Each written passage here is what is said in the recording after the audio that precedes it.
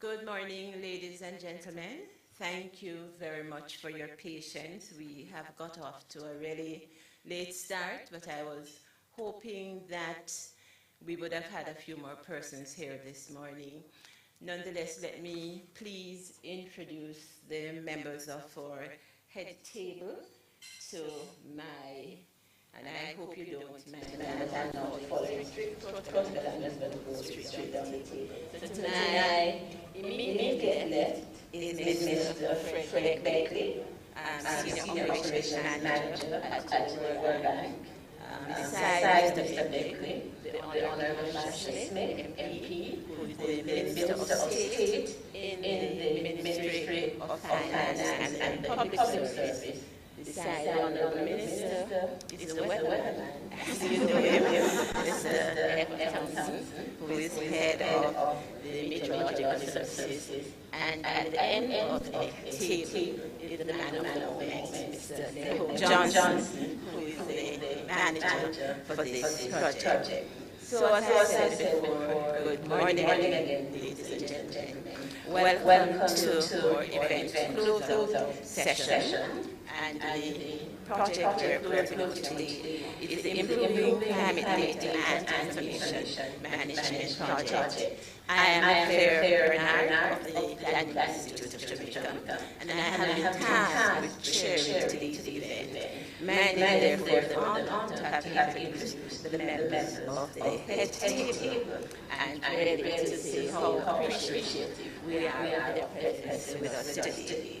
Honorable Minister and other members of the head table, distinguished ladies and gentlemen, all online and in the room. Today we meet to take stock of a project which officially ends tomorrow.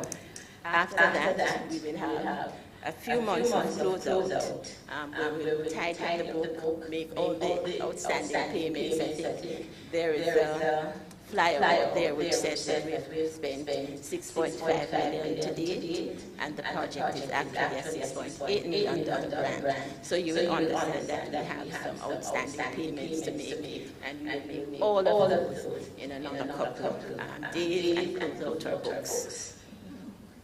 So today, also, as we meet here, we're going to be exploring the extent to which this project has met its development objectives. And you would see from the flyers that you were given that the development objective of this project is to improve the quality and use of climate-related data and information for effective planning at the local and national levels.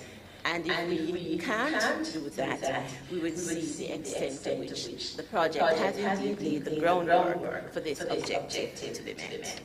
Ladies and gentlemen, the Climate Data Project, as we call it, it has a long name, started in late 2015, in October, to be precise, and it's one of a suite of early climate change adaptation projects, the development of which was led by the Planning Institute of Jamaica.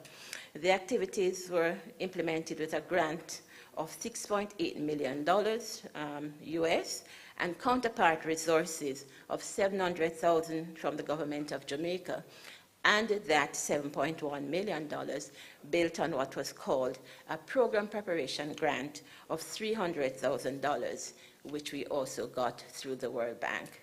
This project, I think, is a good example of joined-up government at work, because there has been very close collaboration among government agencies and NGOs in achieving the adaptation imperatives of climate change as outlined in Vision 2030, Jamaica National Development Plan.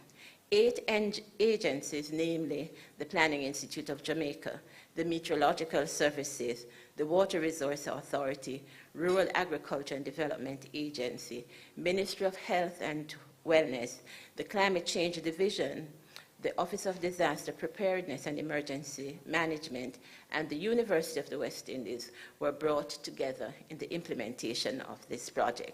So it is in a spirit of collaboration and partnership which define this project that I now invite to the podium the head of the Met Services, Mr. Evan Thompson, to bring greetings on behalf of the partners. Please welcome Mr. Thompson.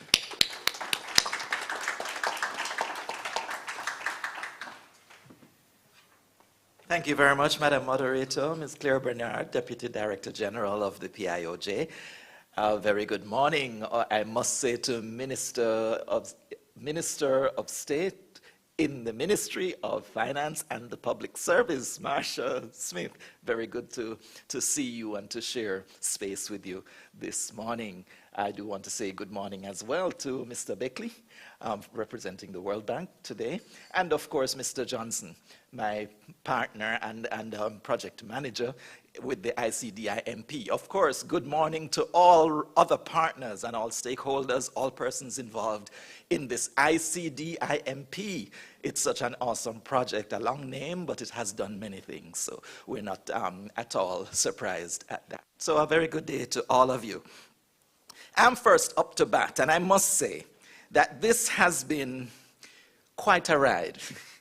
These years enjoying space with all these persons and at the same time contributing so much to the work of this project. I think it has been a really good experience for all of us, but somehow this is a kind of bittersweet moment for me and for many of us, I should say, as partners. I will tell you a little bit about who those partners are because I'm here representing the partners on this project.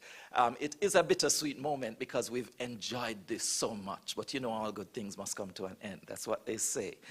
So we have gone through a lot of, it has been a few years. We'll hear more from the project manager how long this has really been.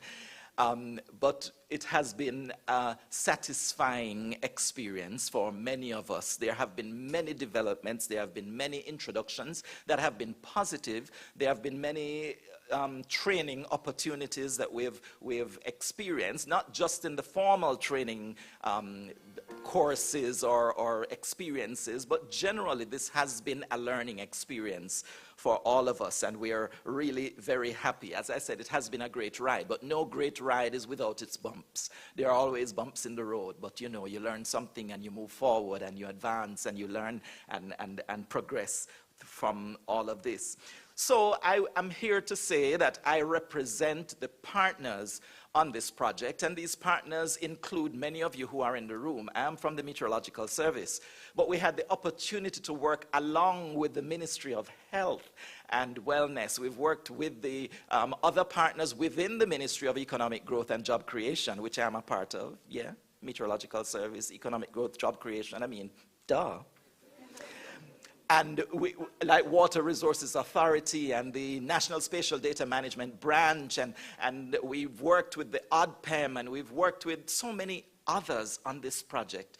And we believe that it has really enriched us as entities individually, but enriched our nation because of what we have been able to achieve from this project. So we speak about success. Yes, I'm here to bring greetings, but it is greetings that says, this has been a successful project in so many ways. And one of them is that we're talking about climate data. And for sure, this project has assisted us in ensuring that climate data is available to us and is able to be used in our day-to-day activities, but to advance the priorities and the objectives, development objectives that we all pursue.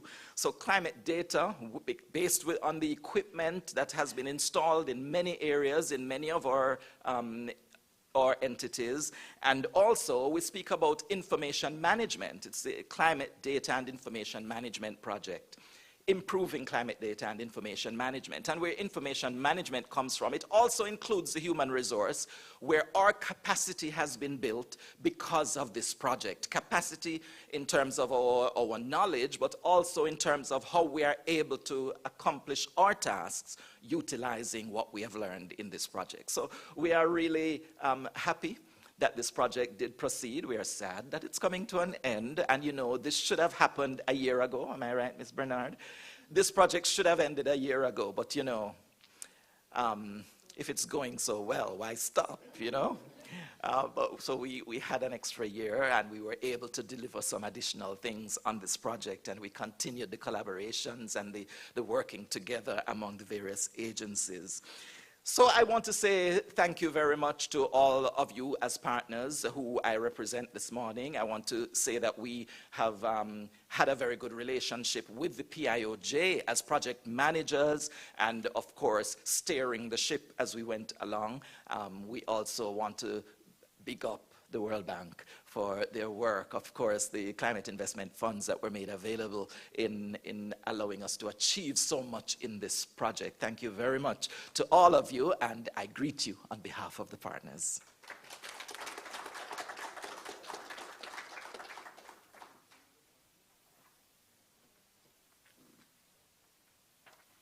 Thank you very much, Mr. Thompson. I don't think you will have any false alarms today if you tell me that it's going to rain. That's right. Even without a radar, I can tell you. Okay, really appreciate your speaking on behalf of our partners.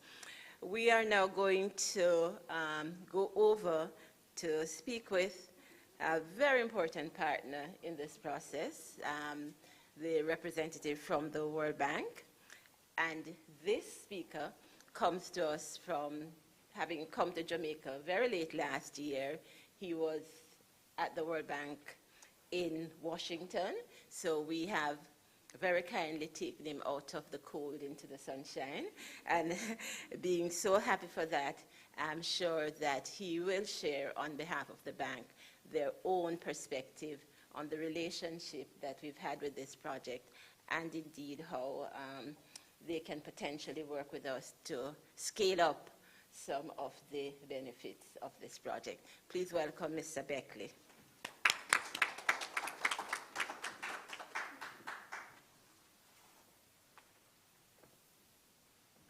Thank you, Ms. Bernard. And I do have to say, having moved here in December, there is no better time to move to Jamaica from Washington.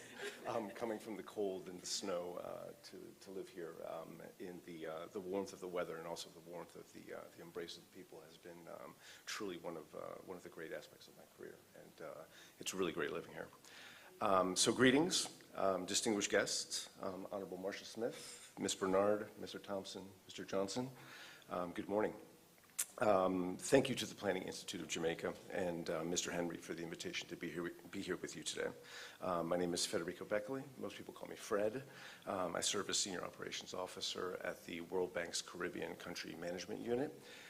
Lilia Burunciuc, the Country Director for the region, is traveling and sends her regrets. You know, anytime we get to participate in the closing out ceremony of a successful and impactful project that met its objectives and targets, it's truly an honor. I would first like to note that the success of the operation is due in large part to the support of the PIOJ and the Project Implementation Unit. Immense credit goes to Ms. Bernard, Mr. Johnson, the project manager, Ms. Barbara Scott, Tanisha Palmer, Christina Bucardi for pushing and completing the project successfully. Indeed. You know, as a senior country officer for several countries in the Caribbean, I think one of the things that we see that is one of the most important aspects of a successful project is the Project Implementation Unit, and I'm not sure that they get enough credit. So truly, they did an outstanding job. And I can't thank them enough, and I'm sure everyone here feels the same way. And really, it illustrates the paramount importance of a strong, proactive, and very effective PIU. I also want to emphasize the criticality of country leadership and ownership, specifically the PIOJs, which created a conducive environment for a fruitful collaboration among the many partners who played important roles in the success of the project. Another important point is replicability. As a result of the successful implementation of project activities, other development partners have provided financial support for installation of additional automated weather stations, which speaks to the project's sustainability as well, and that's truly a key factor. I do also want to thank the Climate Investment Fund, whose $6.8 million grant helped to make this project possible, the Government of Jamaica for their outstanding collaboration, the Ministry of Health, the Meteorological Service of Jamaica, the Water Resources Authority, the Office of Disaster Preparedness and Emergency Management, the Climate Change Division, the testing leaders at the bank for all their work and on preparation and implementation. I work with many of them, and I will say, similar to the PIU, their hands-on involvement in any project is absolutely critical. And also thank you to Lilia, our country director, for her leadership and support. So kudos to all, and great congratulations to all. And again, thank you for the invitation to be here today.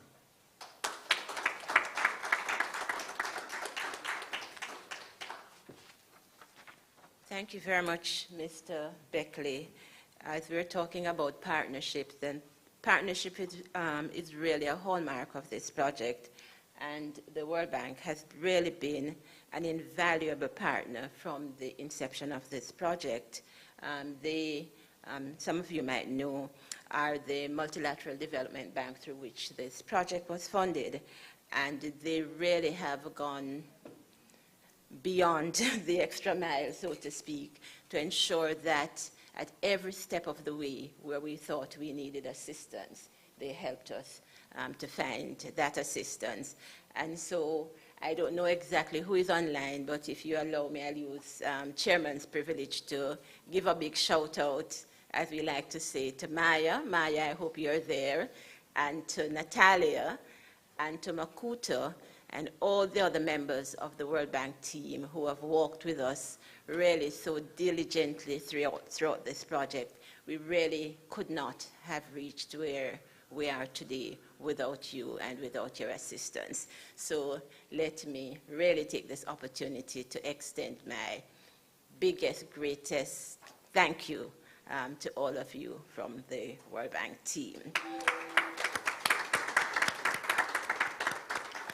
And with that, I also say thank you very much, Mr. Beckley.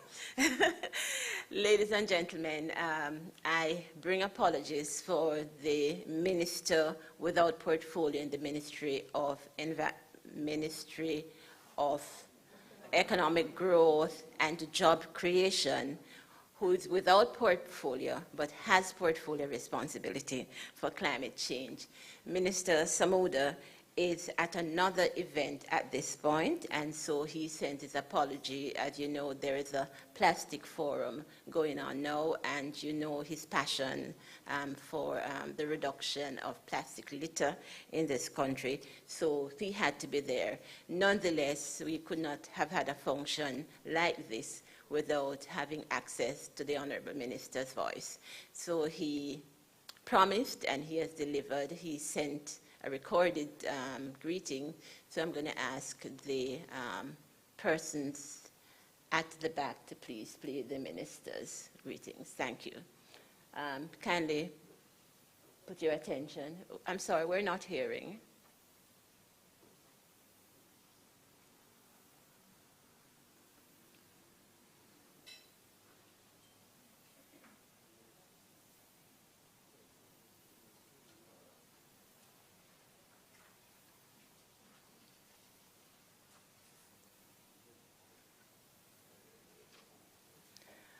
While we're sorting out the technical difficulties, there's a little display at the back, and from that you will see there is one graph, one little table, which tells us about some of the successes of the project. I think we have put in 45 automatic weather stations. We've put in a number of intensity rain gauges. Welcome, Michael. So happy to see you. We have done knowledge, attitude, and practice surveys. We've run a public education campaign. We've worked with the University of the West Indies to put out information on the state of the Jamaican climate, projecting all the way to 2100. We have actually facilitated what is called the infilling of data, because the Met Services had lost about 20 years of data, and we facilitated, I don't know what is the word, is it backcasting or whatever, something of the data so that we were able, the meteorologists are laughing at me, so that, so that we are able to have the kind of data, a sufficient set of data to be able to make projections with confidence. We have worked with our Ministry of Health to do an assessment of their climate readiness in a number of health facilities, and actually done the costing for retrofitting those facilities to make them climate ready. We have, and I'm not stealing Lehome's thunder because he will give you all the details. I'm just trying to find something to do in the meantime, and I'm no good at giving jokes. But I think we're ready to go now, and so I invite you to turn your attention to the Honorable Minister. Was that a false alarm?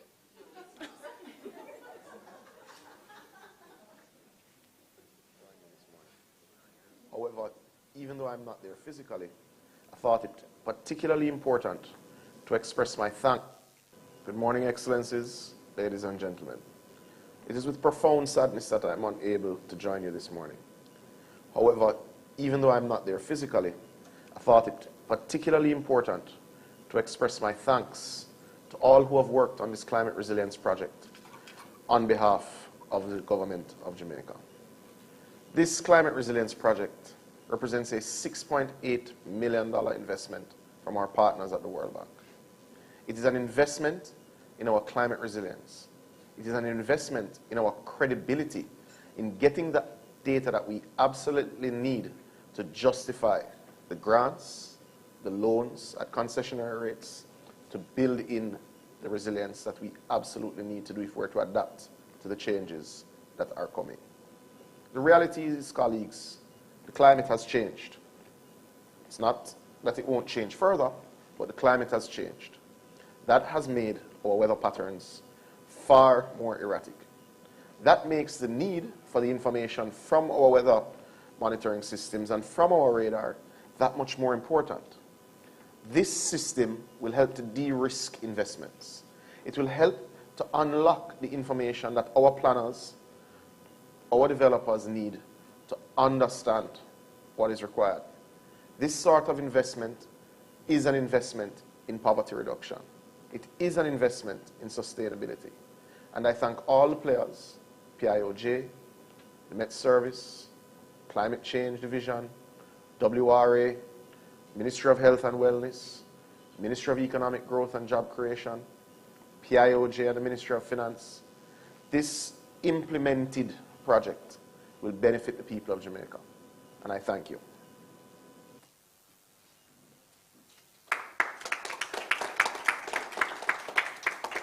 Thank you very much. Talk about short and sweet and pointed. But it is in fact that this investment is one that will help us as a country to be able to de-risk future investment. And some of you might have heard recently, we had a launch of a project, the Jamaica Strategic Risk Assessment Tool, and we're talking about how we can use this kind of information to prioritize investment, prioritize climate resilient investment, particularly in infrastructure, since our infrastructure are usually under tremendous pressure, particularly for hydromet events. And so we want to thank the minister who, as I said before, and he said, is really very busy, has been busy over the last couple of days, but nonetheless took the time to be able to send a recording this morning. So let's give the minister a clap in absentia. So ladies and gentlemen, I did say to you when we started that we wanted to see the extent to which this project has met its project development objective, or has even moved, how far it has moved towards setting the platform for meeting that project development objectives. And so I'm going to invite to speak to us the one and only, I call him, Lehome Johnson, who is super cool. But if you look very carefully, you will see that there are flecks of gray in his beard, and those reflect the kind of pressure he has been responding to as we sought to move this project forward. Ladies and gentlemen, please welcome Mr. Johnson.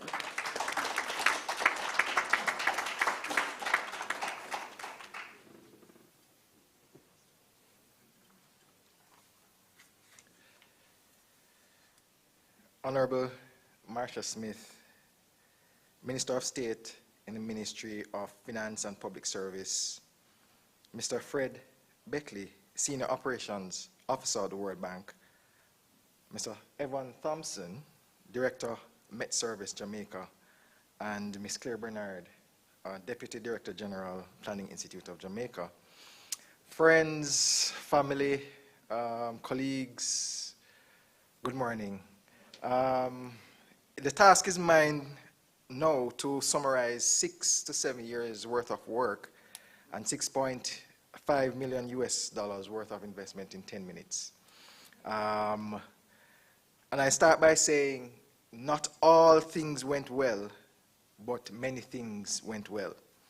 And as Ms. Bernard said, I came in the Planning Institute without gray hairs. But I'm leaving with some. The work of the project, as Ms. Bernard said before, commenced in October 2015.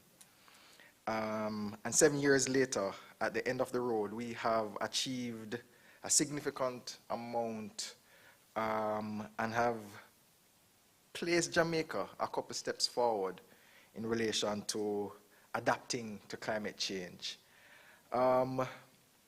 You know, at the start of the project, things work themselves out. And we speak about partners and partnerships. And I remember the first time, for instance, I met Mr. Wilson. You know, when country people used to say spirit tech? Yes, our spirits immediately meshed. And his enthusiasm rubbed off on me. And was one of the driving forces behind how quickly we were able to get the project off the ground. Another little story, Mr.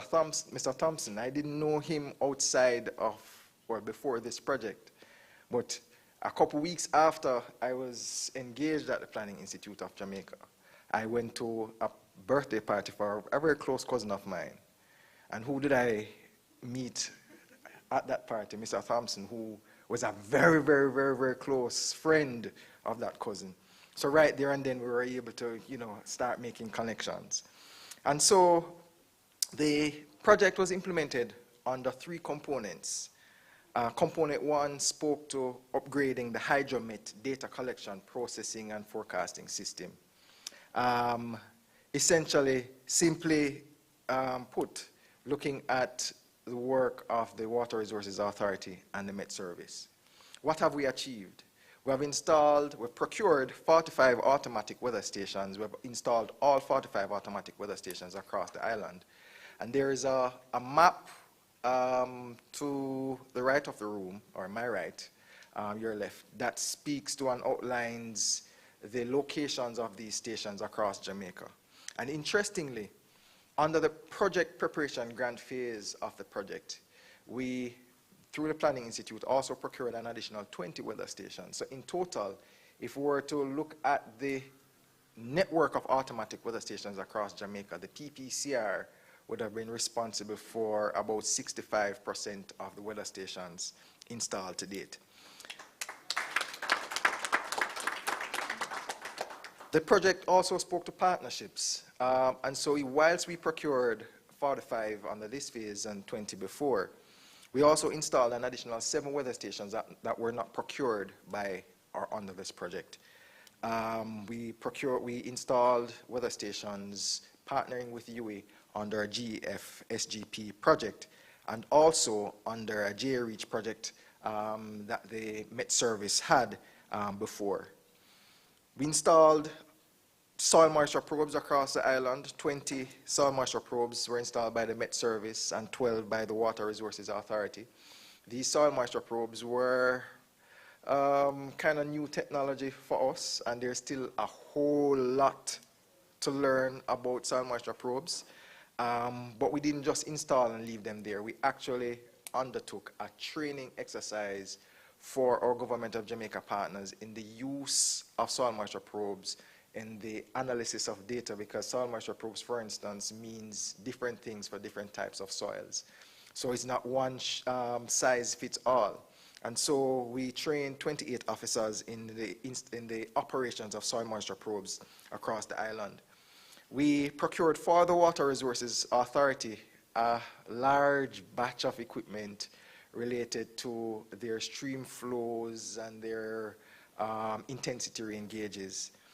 And I was very excited about this aspect of the project because we were able to demonstrate very early on, by year 2, or certainly by year 3, a real-time automatic data collection and transmission system, which placed Jamaica and the Water Resources Authority as leaders in the Caribbean in the use of this technology.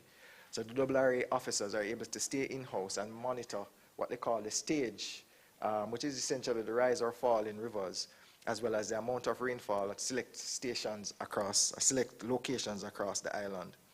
But also, importantly, the Met officers were trained through the entire process. They learned on the job in terms of how to install these weather stations and how to maintain these weather stations. But also the fact that they use their ingenuity in designing the security and safety mechanism to secure the equipment in the field, which are powered by solar technology. Of course, you know, that's hot bread. And that safety mechanism has also now been exported to other Caribbean islands.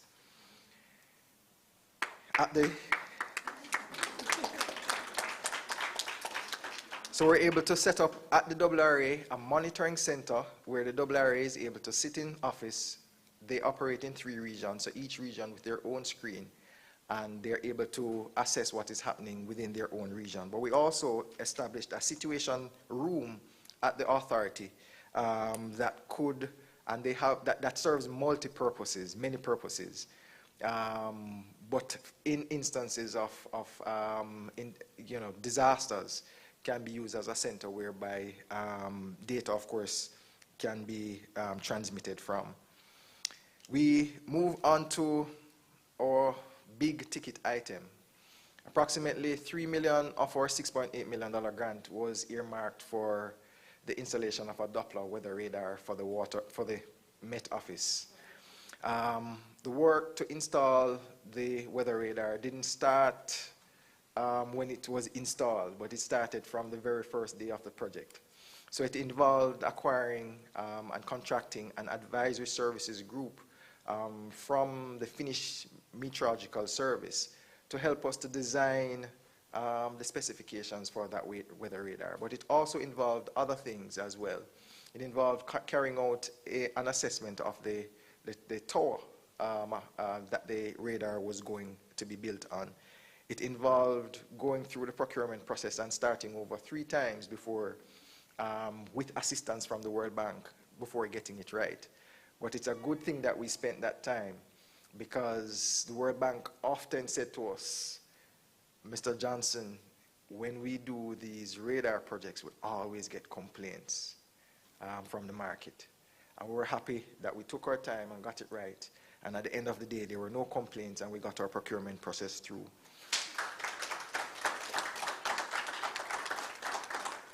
The process of installing the weather radar included refurbishing the Met Services weather radar facility for the officers, to include new lighting, fencing, restroom facilities, water harvesting facilities, because the office, which is located high up in Coopers Hill, is currently not served by our public water supply.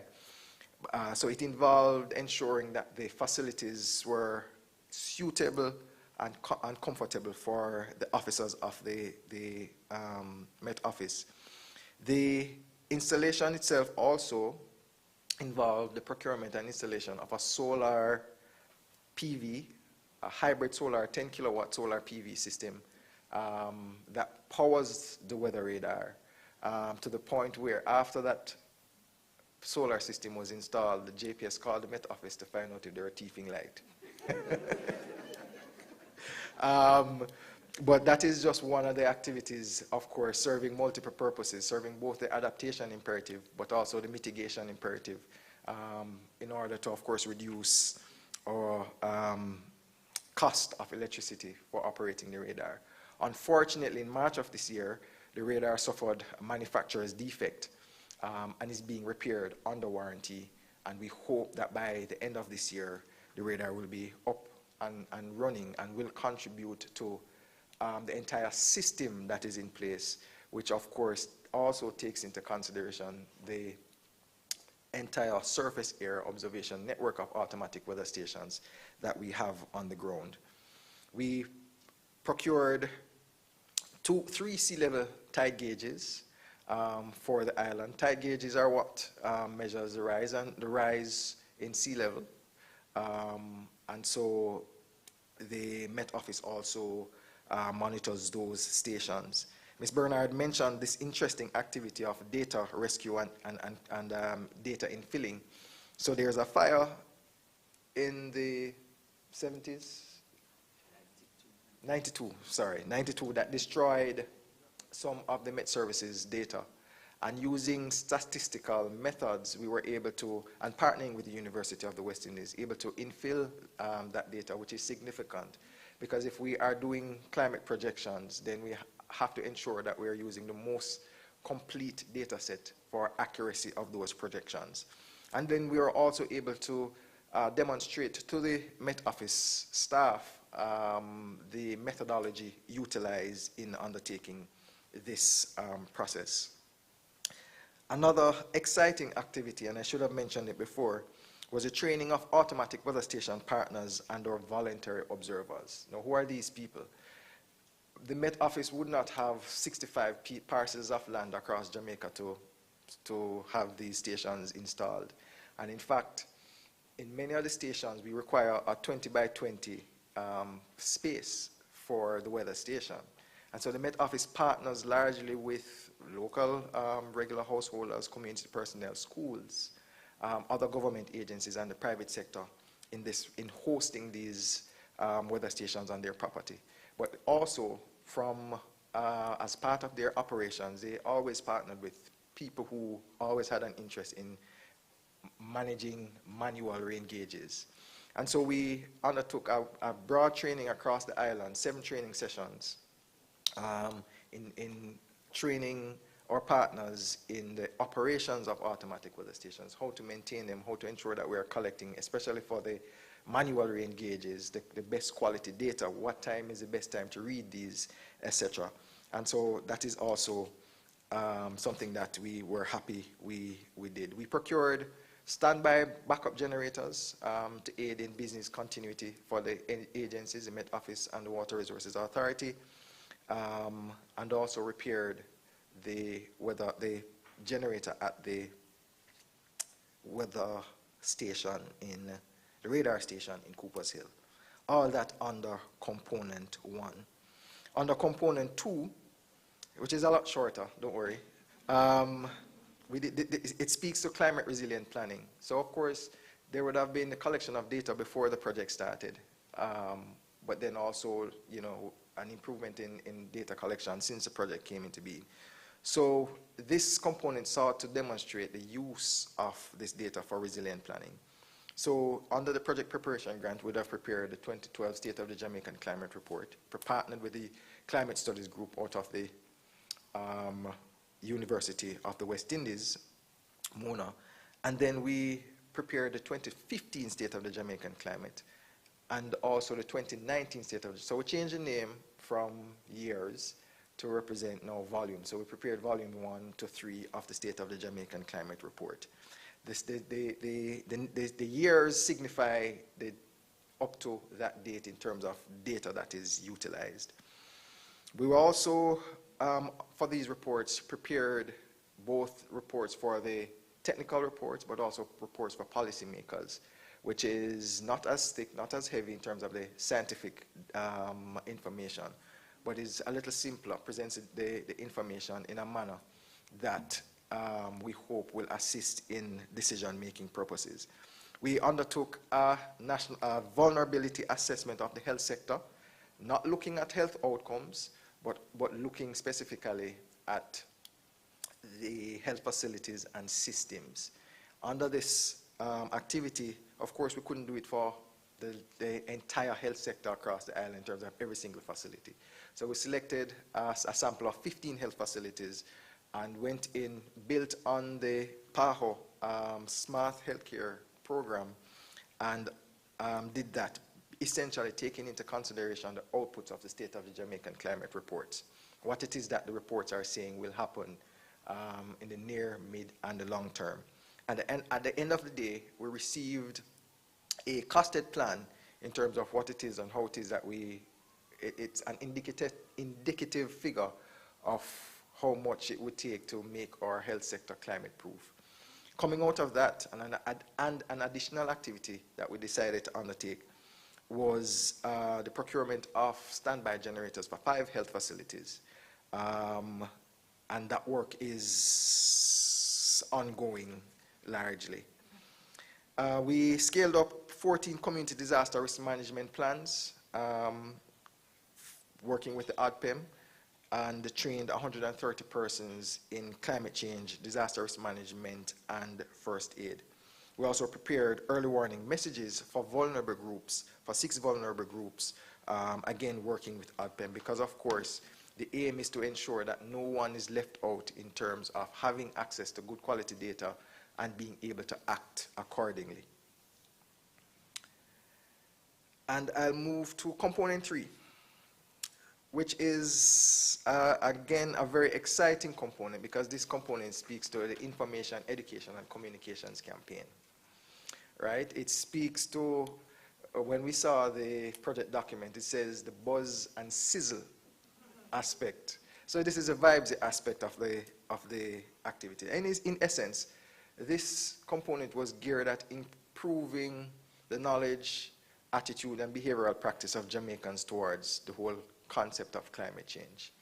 The 2012 KAP survey indicated that there is approximately 66% of our population understood or recognized the term climate change. But certainly, if as a country we're going to be building resilience, we have to get that number closer to the 90%, or as close to 100 as possible. And so the aim was essentially to improve that figure by 20 percentage points. And so we undertook, working with Partners Caribbean and building on what was done under the Voices for Climate Change Education Initiative before, we worked with them, trained community artists, but also community members in climate change education, so that even outside of when this activity ended, those persons would remain in their communities to continue to spread the message of climate change. And so we, of course, we have some of our partners from the Voices for Climate Change Education Initiative here. We did 6 community, school and community concerts with over 21 artists being involved. But the public education campaign also included a social media and a PR campaign where we contracted a firm to develop call to action videos and to utilizing social media to spread the message of what it is that we're trying to achieve. But then we also did the mass media side of things, and we have Ms. Janet Marsha here, who worked with us in designing all our creative materials, including a really nice jingle that spoke to being smart and steady and getting our population climate ready, with Barry the Barometer, the face of our jingle. And that campaign essentially spoke to the fact that because climate change is here to stay, then we have to innovate, being smart. And because it's here to stay, then we have to be steady. It has to be continuous. And so we, under that program, looked at mass media, advertising on radios, billboards, print media, utilizing comics, bus size, jingles, brochures, etc. And then at the end of all of that, we did the 2021 Knowledge, Attitude, and Behavioral Practice Survey, which compared, of course, to our baseline of 2012, which in terms of what I said before. And the results indicate that there is at 20%, we met our target, that the Jamaicans, 86% of Jamaicans are now knowledgeable and are able to recognize the concept of climate change. We're not taking all credit because there is a lot of public education initiatives that have gone out. But again, it speaks to the partnership and building on what has happened and the fact that we are getting one step closer in building this climate resilient economy which all of us depend on. Thank you.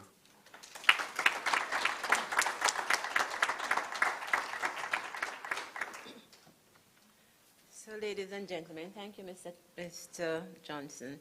What is the verdict? Do you think we have met our development objective, or we're almost there? We're almost there? All right.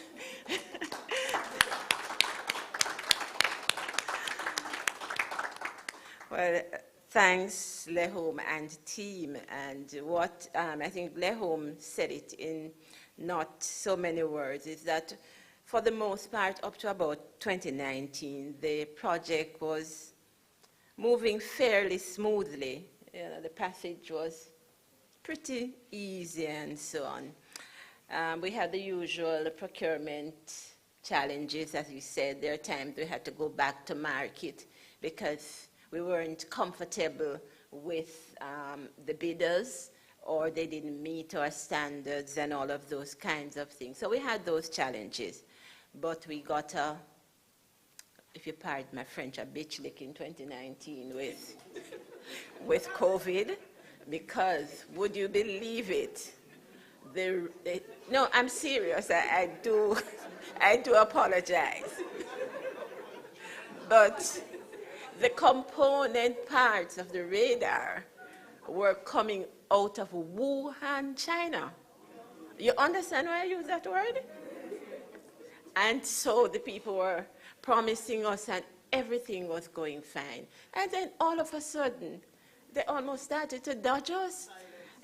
And if you think that was bad, the people who had the contract were in, what's the name of the place in the U.S.?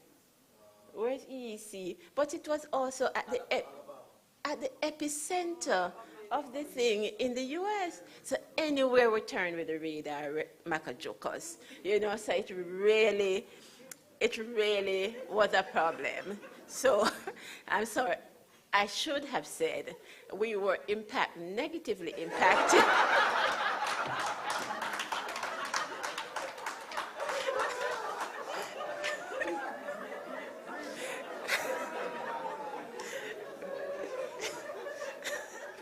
By supply chain disruptions. So thanks, Lehome. I mean, and you understand why he's buried.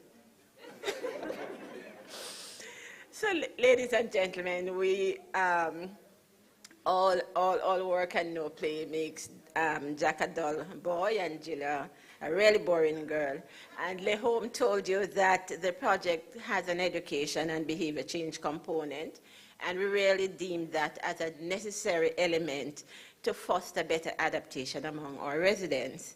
And that component relies very heavily on the use of Jamaican cultural forms, primarily music, to create the buzz and sizzle, as we had in the project document, or buzz and hype, because you know that Jamaicans love hype, because we wanted to grab people's attention and to hold their attention as we try to promote the message. And so the group Voices for Climate Change, who are themselves climate advocates, they have been trained before this project and since this project to interpret and simplify climate change information to effect the desired change. And they have represented the project, as Lehome said, at a number of, at the community level, in school concerts, community concerts, and so on. This morning, I think we have 3 members of the Voices team with us. Aaron Silk, Aaron, good to see you. Sammy Jr., Sammy? Okay, and Rebellion. What is this? At a point like this, so Sammy, or this is rebellion, we're ready for you. So please welcome. Do you need a mic? We need a mic for rebellion. Okay. And let me tell you, they were exposed to all that very technical information on Jamaica's climatology from work produced by the physicist at the University of the West Indies. So, ladies and gentlemen, rebellion. Greetings, ladies and gentlemen. The name is Rasta Rebellion, aka Swain Washington, and I'm a voice for climate change artist. Yeah, and I just want to say thank you to PIOJ and all the other sponsors for making this day possible. Yeah, first and foremost, let me give some thanks, please, because we didn't get to do that yet. Eh? So read him there, selector.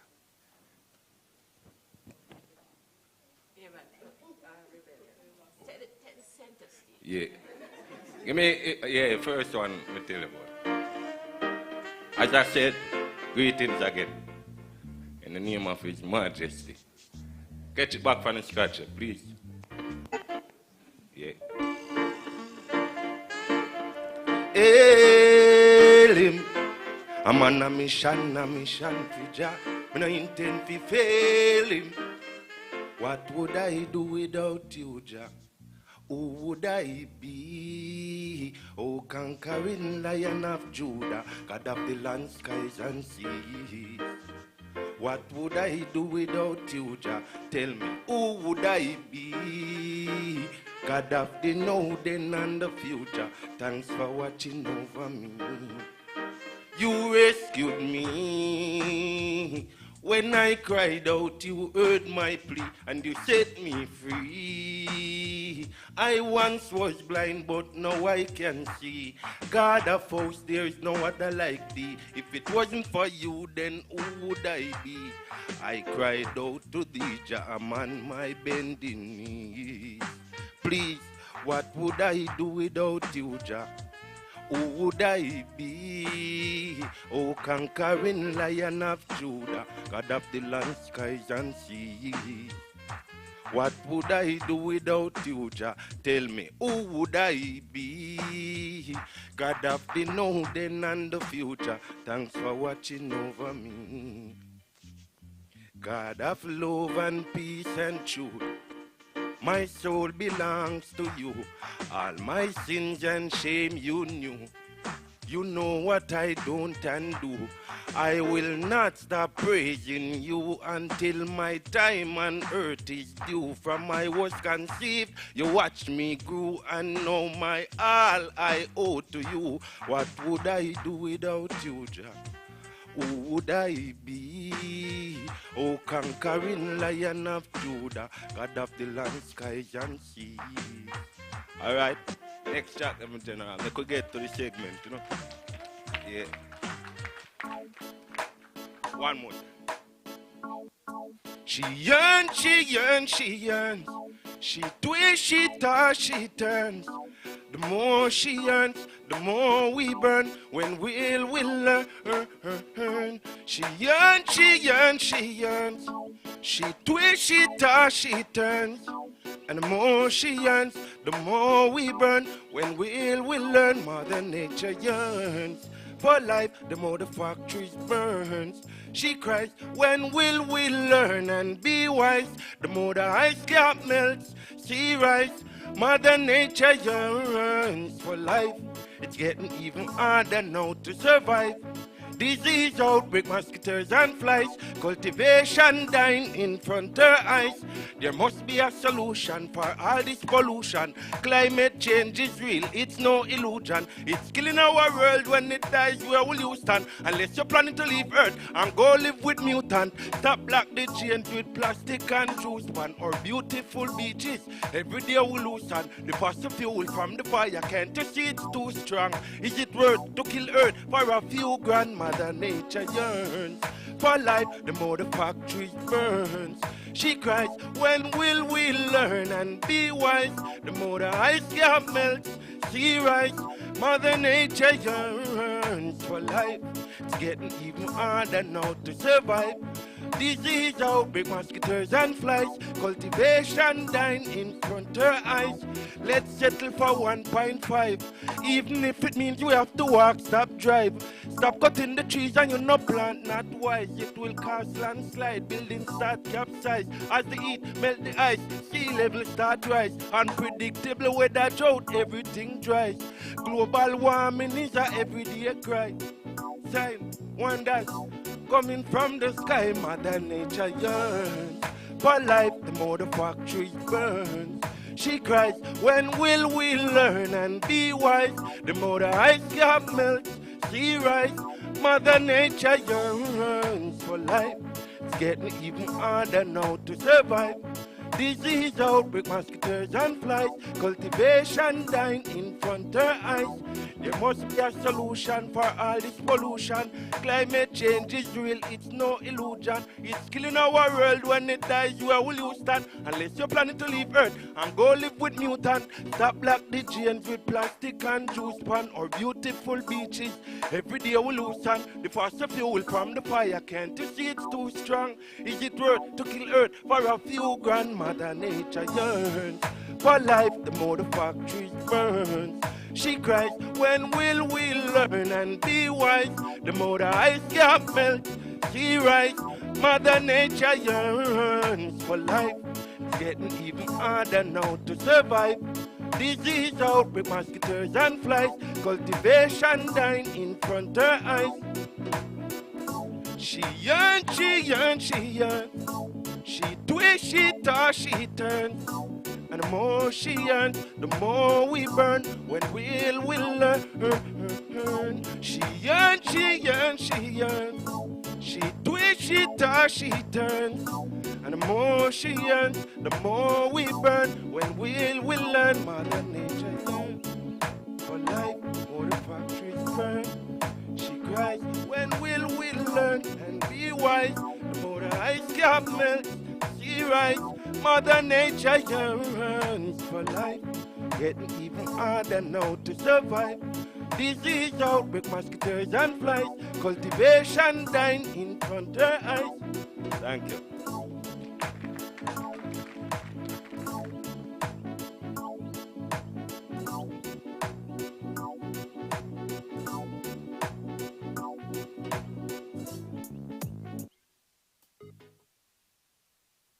You see why we needed something like that in the communities, because Mother Nature yearns for life, and all of us have to play a part in helping her to breathe and to help us to breathe. Did I tell you that when we went to Washington with Jamaica Strategic Program for Climate Resilience, my colleague who isn't here, Hopeton Peterson, thought, boy, Miss B, why we not play Voices for Climate Change? And so we started our presentation. I beg the people their money, but we started our presentation with Burning, Burning, Burning, Burning, Aaron, one of the Voices for Climate Change song. And everybody surrounded us and wanted to know more and all of that. So we've been in partnership with this group for a mighty, mighty long time. Oh, you're going to. Wonderful, wonderful. COP 2015. Oh, COP 20, okay, fine, wonderful. Thank you. It really means a lot to us, and I'm really happy that you started with us and that you're finishing with us. Really happy to have you guys. So, ladies and gentlemen, we're going to settle back down, and we're going to move to our keynote speaker. So our keynote presentation comes today from a former student of the Westwood High School. And I said that because I knew Sandra was going to be here. She's an attorney at law by training, a member of Parliament for Northeast St. Anne, and Minister of State in the Ministry of Finance and the Public Service since 2020. I I'm not sure how many of you know this, but she was among the first cohort of students who studied environmental law at the University of the West Indies. So it is really so appropriate that she's here today. So ladies and gentlemen, please help me welcome the Honorable Minister Marsha Smith, Member of Parliament.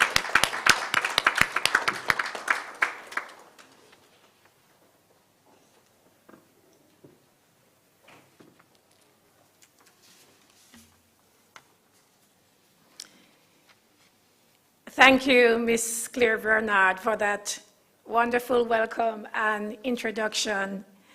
I must say that I enjoyed the jingle by Rebellion, Mother Nature Yearns for Life, and I think we're all here today because we're looking to satisfy that hunger.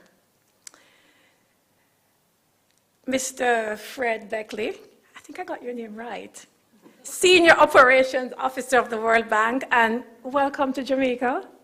I'm happy that you're enjoying the change of weather. Again, we're talking about weather and climate. Mr. Evan Thompson, Director of the Meteorological Service of Jamaica, a very trusted voice in our country for all things related to the climate and to the weather. Mr. Lehome Johnson, Project Manager. I hope that there are no more gray hairs will appear, because I believe that even though you said things didn't all go well, I think it has all come together. And you can rest assured that your efforts of yourself and your team were well worth it. Stakeholders online, I know there are persons who could not join, and they are connected by way of an online feed. Welcome. The heads and the officers of our partner agencies. We have persons from the Ministry of Health and Wellness. We have persons from the Water Resources Authority and other governmental agencies here. Welcome. The Voices for Climate Change Education artists. I am looking forward to that second presentation that will be made, because I suspect it's at the same quality and level of Mr. Rebellion. So I look forward to Burn Burn. The project steering committee members, special welcome to you all today, because when there's a project that is of such a magnitude with lots of monies involved, it is the steering committee members that helped keep all the stakeholders connected with the outcome and not to lose hope, especially when Wuhan became the epicenter of what became a devastating global pandemic. Community representatives, because I know that there are climate change activists who are present here in our midst. Ladies and gentlemen, good morning. I tell you, it is my pleasure to be here. And I recall the days when I studied environmental law for the very first time, just how new the area was. And we had not yet, as a region, appreciated that the region as a whole needed to pay greater attention to the environment and to the changes that were being occasioned by climate change. George Peppard, for those of you who remember that television show, The A-Team, I used to love watching it in the 1980s. Well, Colonel John Hannibal Smith, who was the head of the team, would always say, "I love it when a plan comes together." And he said this with satisfaction and pride in response to the various successes and triumphs in the various storylines each week.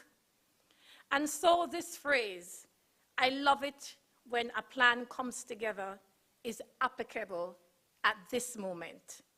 For we are here to celebrate not only the completion, but the pioneering achievements of a project which was but an idea over a decade ago. I am informed that in 2011, in response to a request from the Ministry of Finance, the Planning Institute of Jamaica, along with its stakeholders, developed Jamaica's strategic program for climate resilience, consisting of a number of climate change adaptation investment projects. The plan came together and was endorsed under the pilot program for climate resilience, a funding window of the climate investment funds that helps developing countries integrate climate resilience into development planning, and which provides incentives for scaled-up climate action towards a transformational change needed to confront the climate crisis. And at this point, I just want us to just pause and reflect what we're really doing here, because when I got up this morning and the news from Pakistan was not good, a third of the country under floodwaters. And so we see the urgency with which climate change must be treated.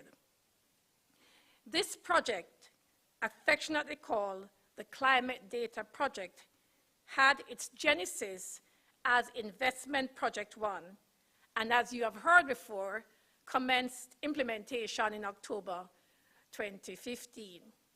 And that is why the Burn, Burn song is from that time.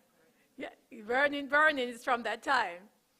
The speakers before me have spoken of the various achievements of the project.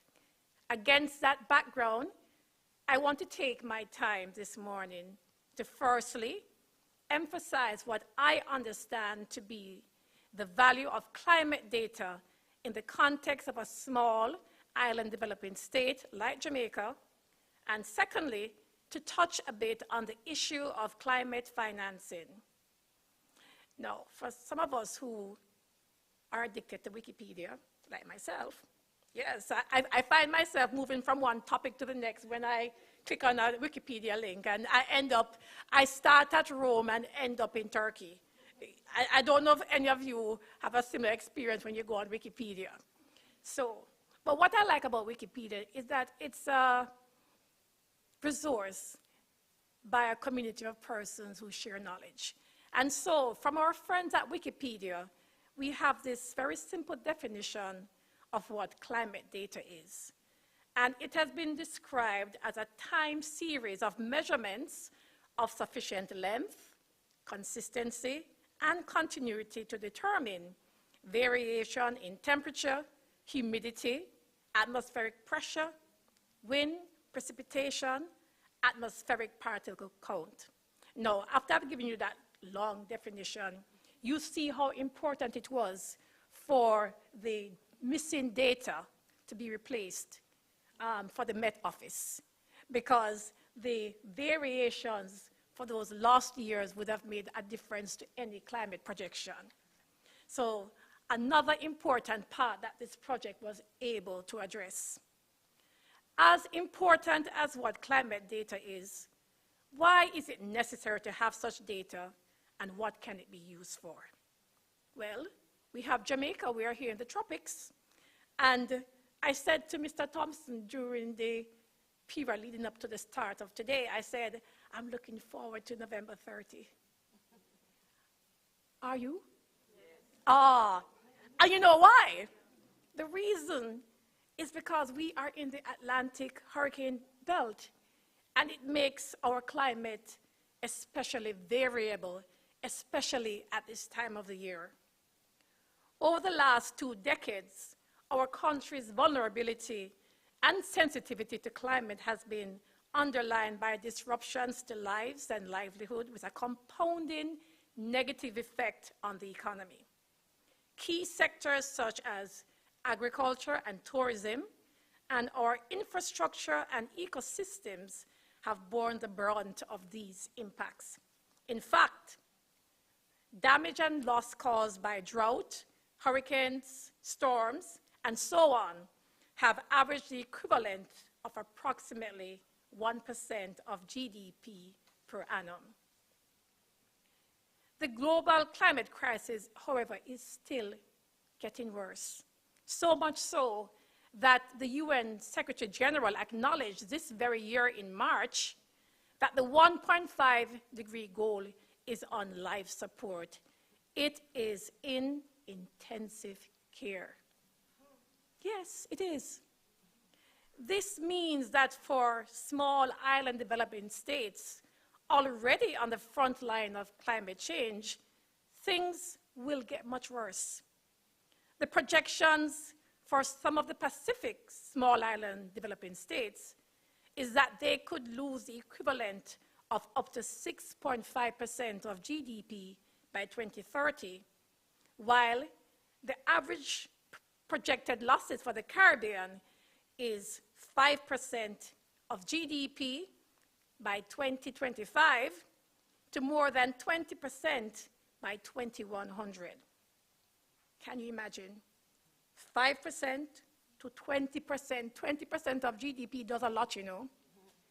It does a lot in terms of our health, education, and all the social services that we need. You would understand, therefore, why the Ministry of Finance would find these numbers particularly jarring, and why we would urge for greater urgency to be applied to climate resilient planning. Now, this kind of planning will require the scientific information and data produced under this project to be translated in layman's language and be widely understood, available, and accessible.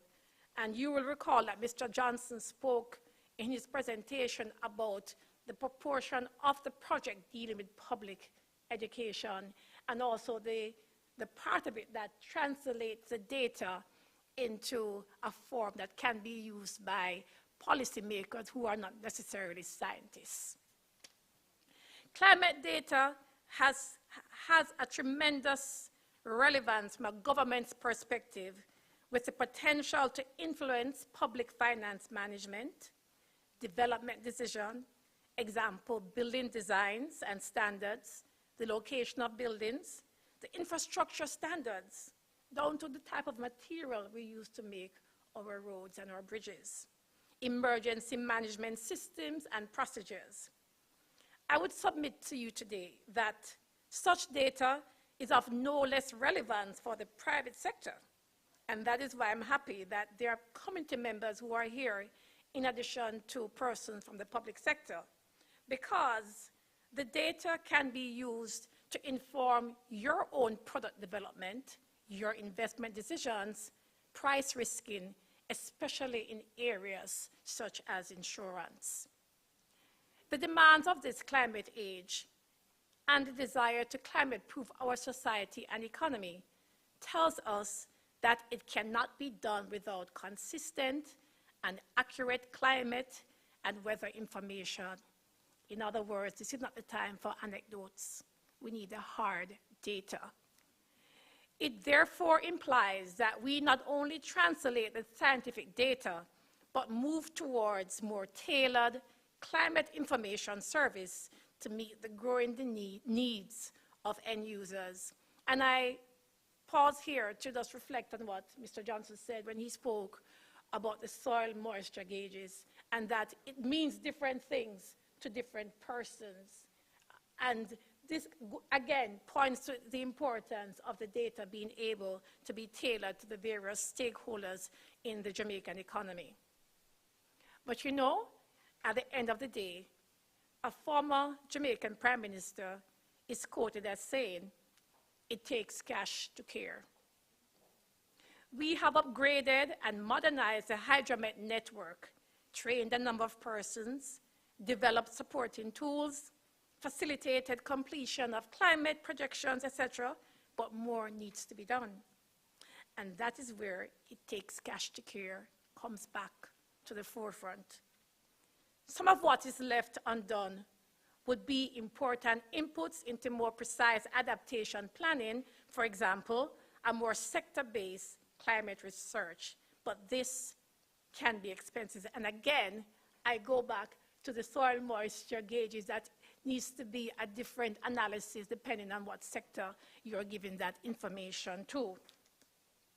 Unfortunately, like most small developing states, Jamaica lacks the resources to adequately finance its climate action program.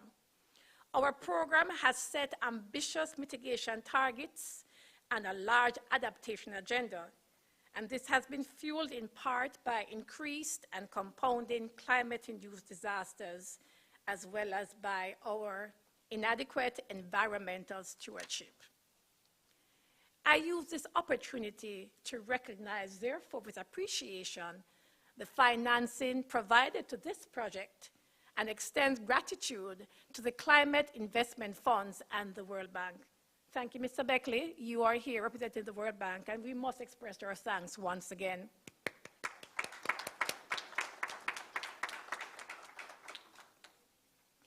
The ICDIPM has put us on a solid path to the use of data and information to guide our decisions, as we need no longer rely on outdated assumptions.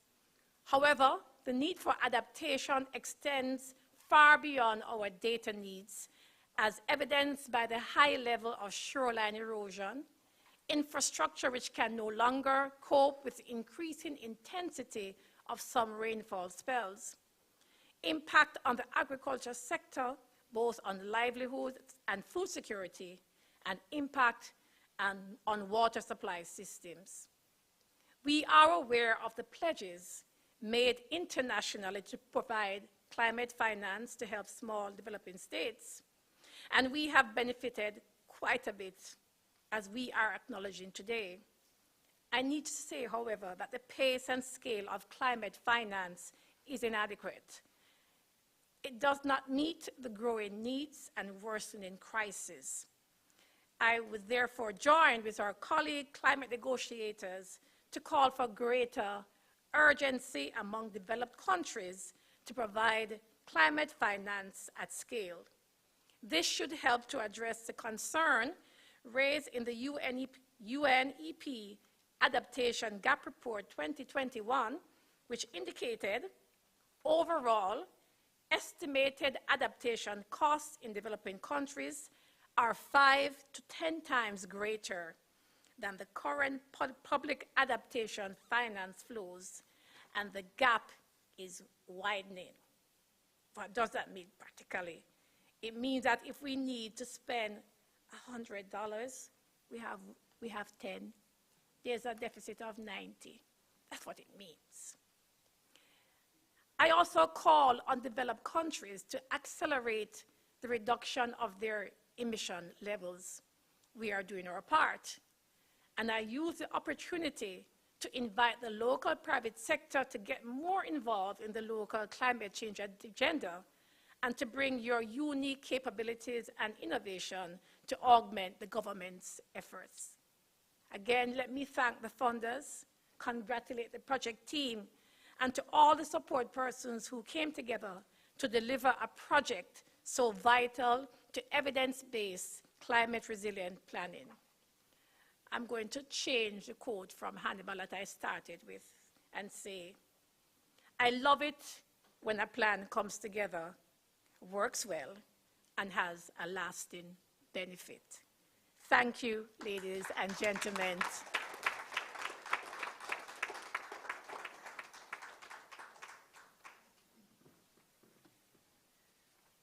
Well, thank you very much, Minister, for your information and for the important challenges that you have placed on us and on the local private sector, and in fact, adding a plug to the work of negotiators. I see one in the room. You know, as we try to get the resources that we need to have to support our ambition of 1.5 to stay alive. It is really important.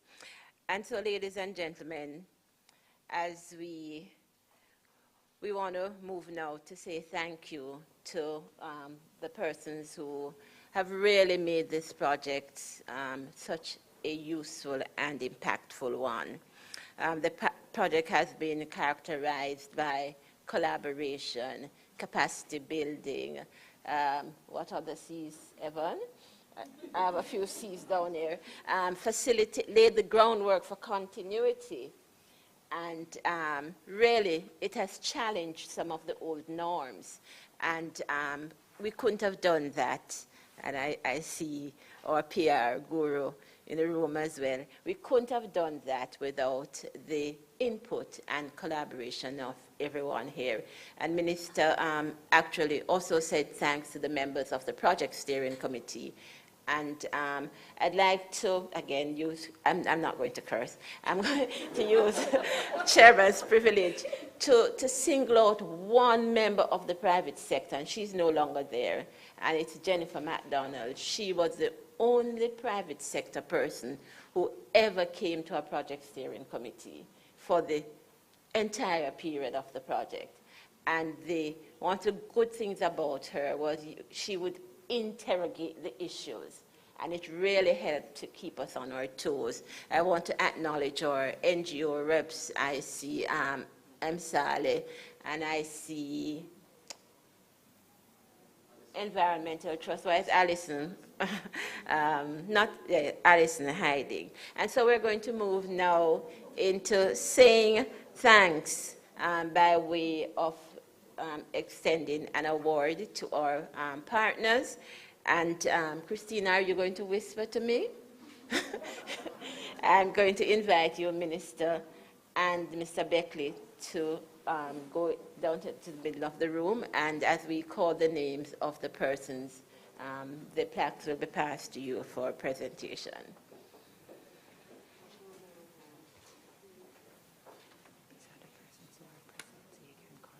Okay. All right, so we will start with the Water Resource Authority. I see Peter. Could you come forward and accept a plaque from Minister?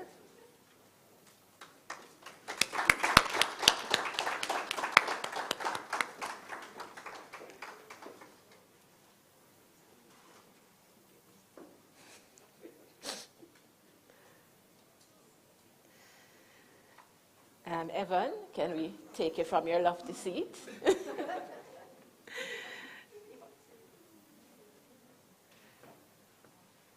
Mr. Evan Thompson.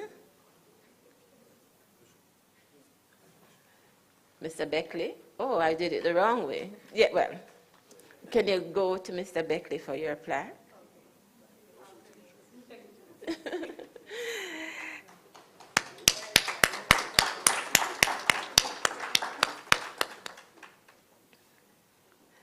The Climate Change Division, Ms. Leanne Roper.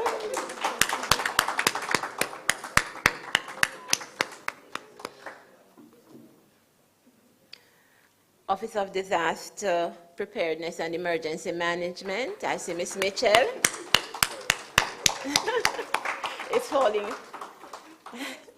Okay, you're just switching it around. Ministry of Health and Wellness, stand by, please. Dr. Dawkins Wright. This morning I got her married to another gentleman.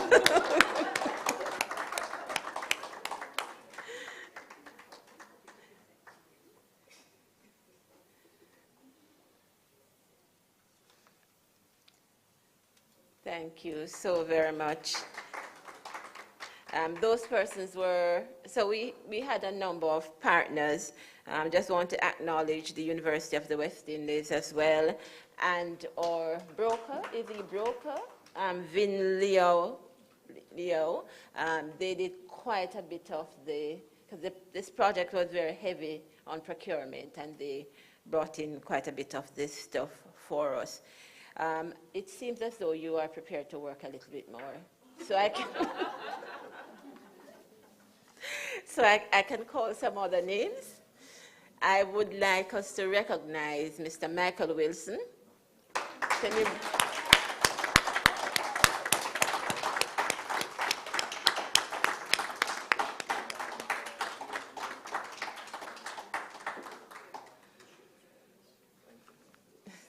As Lehom said, Michael really was somebody who brought a lot of energy. I remember when I called Michael and said, boy, we want to do this project. Are you on board? And Michael was able to tell us all the things that they need.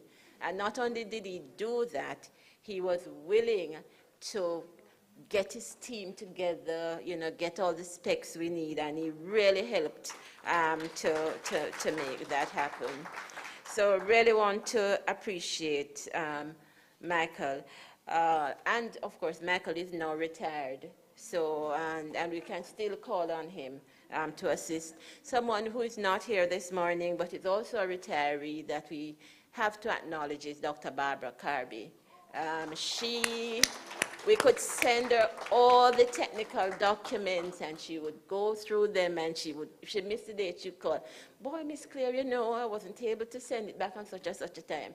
But she said, send it, Doc. And she really made such tremendous input in the project. And my former assistant, who is not here, Peter Gee Clark, she was always running up and down to assist the project as well. So we want to recognize them. Seems as though we have a little more time. They don't seem tired. Can we make, can we make a few? Can you tell me who is here? Mark Cunningham. I see you, Mark. Thank you so much, Mark. Mark was there from the early stakeholders consultations. Center stage, Mark. And he was there he's from the Met Service and was there in the very, very early stages. I think I see Adrian. Did I see Adrian Shaw? No? Okay. I don't see Jackie either. Is Carano Penny here? No. Andrew? Anchard? Where are all the people? In the field, okay. All right, reasonable. I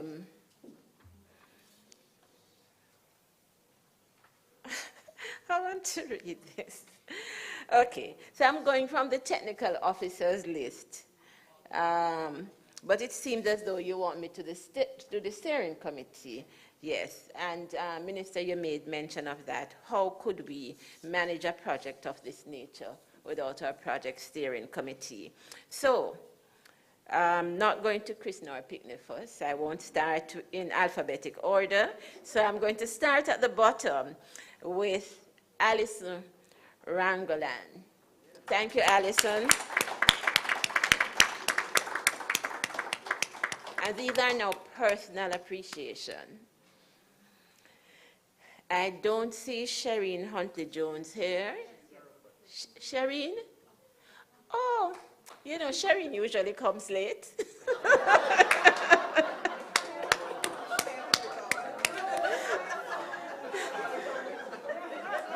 marked on the wrong one, so it's not everybody does. Okay. I'm bad. But we've come a long way. Thank you, Shireen. Yes. But you know, Miss Bernard, she's on time to get this. She usually on time. Peter Clark. Thank you, Peter. A personal plaque for Peter. He came first as head of agency. Michelle Edwards. Is Michelle here? No. Peter. Oh, they're not ready for Peter. And I don't see Nicole. I don't see Pauline. Nicole Dawkins Wright. And she's the doctor who had to be giving us all the permission and all of those things when the people were to come in the island and give us exemptions and all of those things. So she benefited us in so many ways. Thanks, Doc.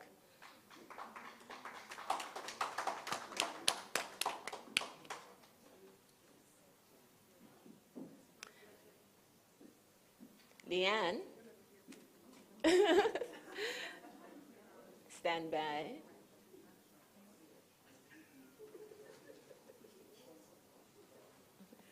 Leanne Roper.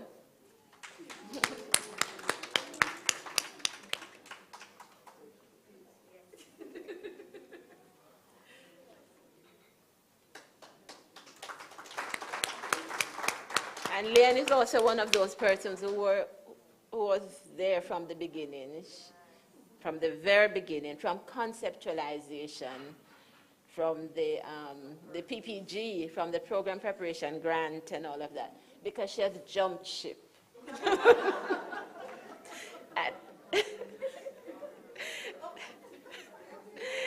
Okay, Evan Thompson.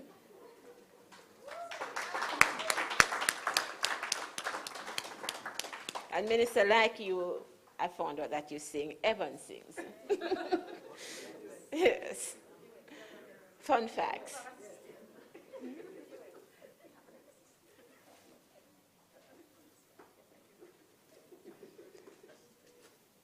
I wonder where you heard that from. Fun facts about our ministers. I'll create that website. Amsale Mariam.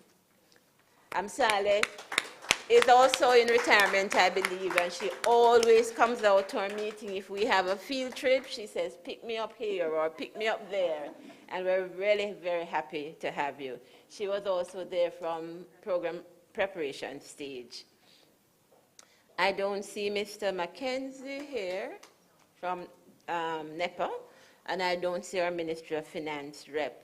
And so I'm going to go home and I'm going to invite Mrs. Nadine Brown, who has really made an effort to be here this morning. And she too has been with the project a mighty, mighty long time, one of the backstopping support that this project has.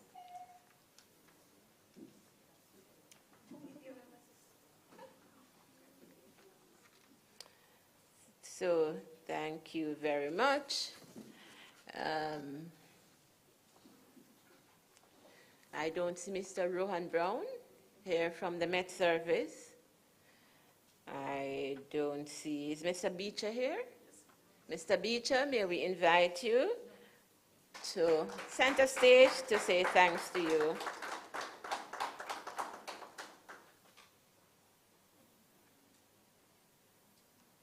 Mr. Irving?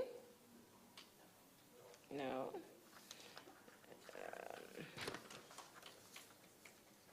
Mr. Lynch? Michael Samuels?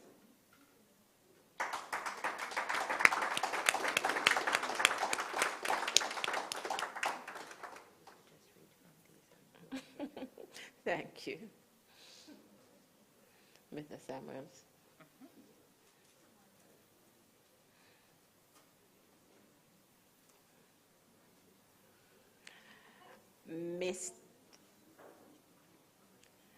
Mr. Henderson, Paul Henderson, Paul here.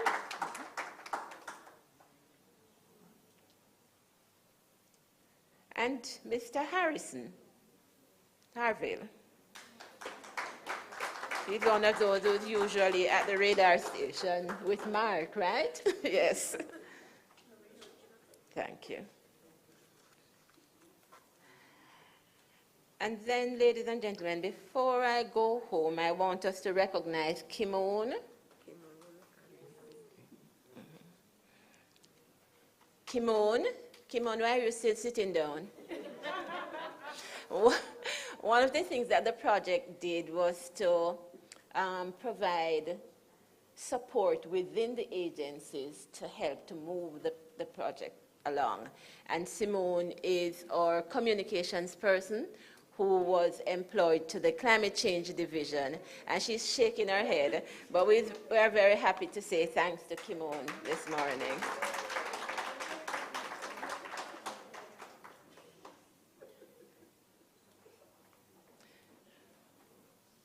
So we are in a celebratory mood. Nikisha Lindsay.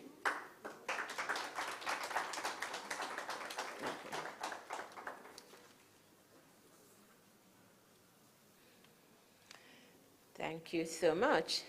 And to the worker bee.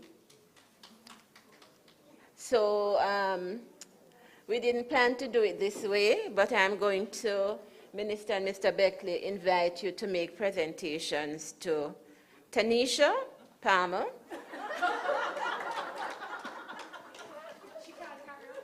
She better carry it.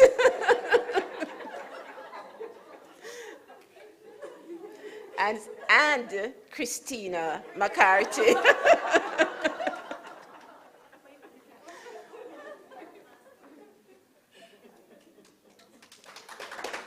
That's them. So Did you get your handshake or your elbow bump? Ladies and gentlemen, we are really... Oh, yes, all right.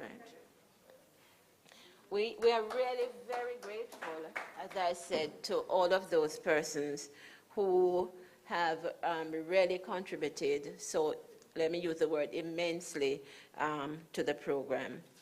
And of course, really and truly, it takes a good project manager to get a project going.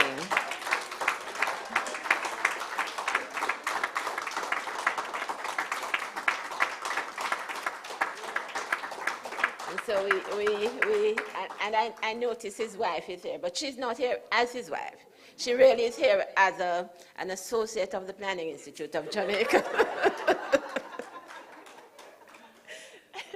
who has worked on numerous projects in the public service. So, Lehome, we really, really want to...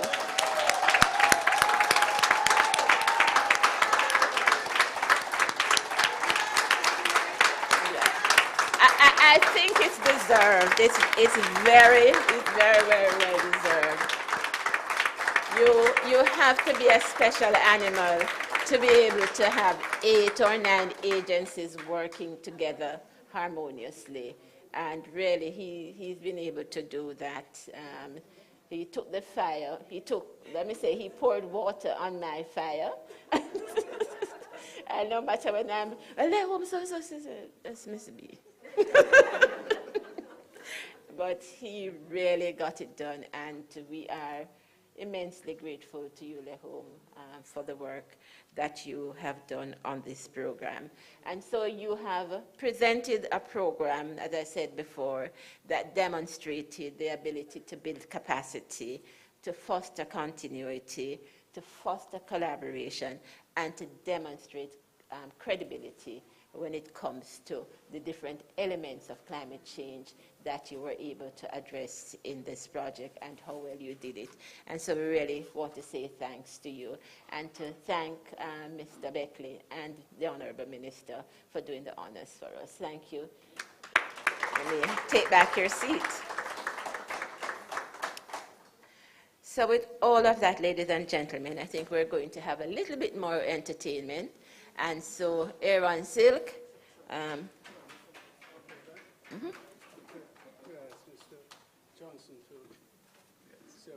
Okay. All right. Thank you. Go ahead. So we couldn't allow this moment to pass without recognizing the sterling contribution of Ms. Claire Bernard.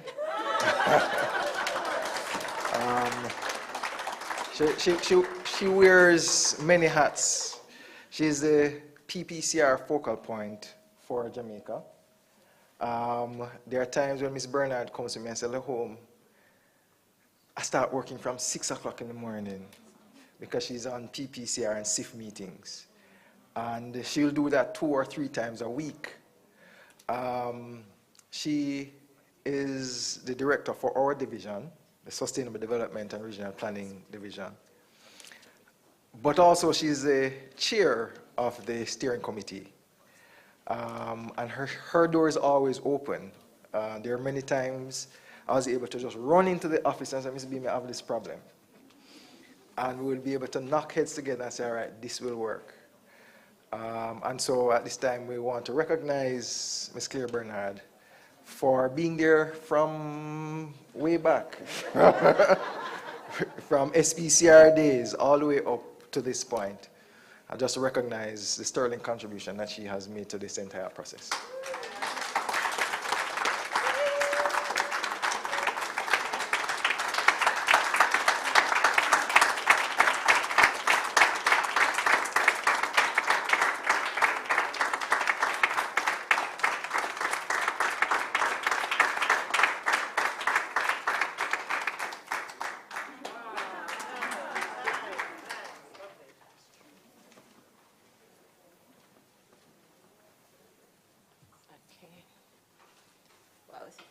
Thank you very much. So I've kind of lost my notes.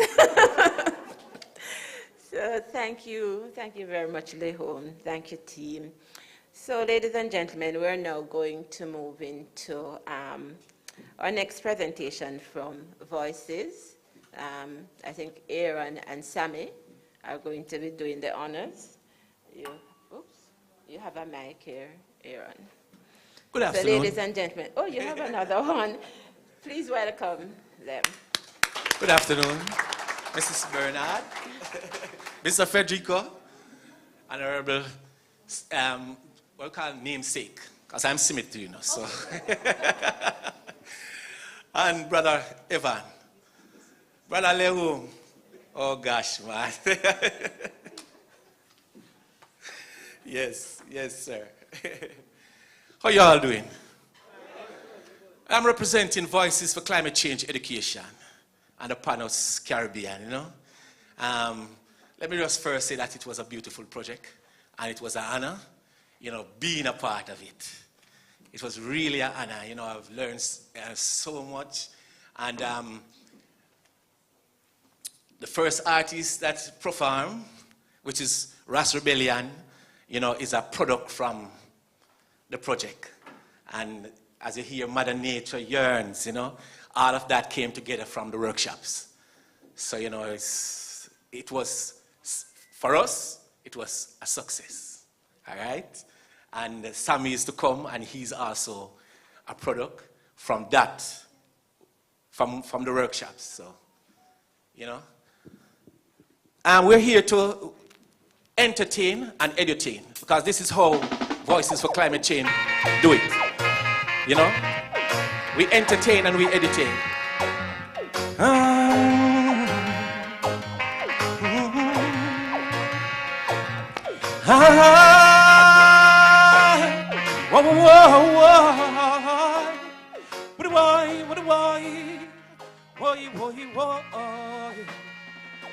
All life should be dedicated to the Almighty One, since He is the Father of creation.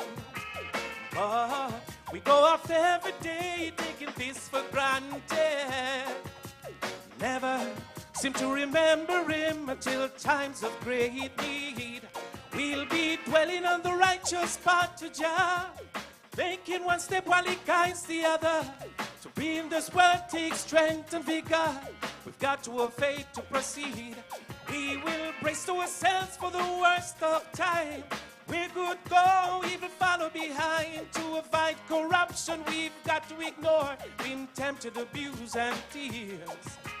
Humble ourselves and not be easily led astray. Prove not what you are about, just praise Jah every day. Trust not even thyself at times, cause we're all imperfect. Evil may take on the form of most innocent, you know. Selector, next tune. Work with me here.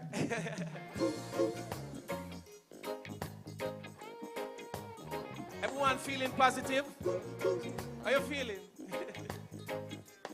All right. It's just a positive way now. It's just a positive way now. A positive move, a positive vibe, oh, a positive tread, positive walk, yes, a positive talk, positive ride, yes, a positive drive. As I rise this morning, Jaja, I behold your face. I know that love gonna take I higher to another place. No matter the situation, said no matter the place, you know I'm grown with my natty, so I got to behave. Can't make them fool I out with them slanderous lips and them lying mouths. No. Can't make them fool I out with them flatterous lips and them. It's just a positive way now, a positive move, positive vibe, oh, a positive chat, positive walk, yes, a positive talk, positive ride, yes, a positive drive. Yes. Here on Silk again, yes, singing pon the reggae rhythm, whoa. It's a family thing, yeah, yeah. Step out now if you feel like, but when you step up with real vibes.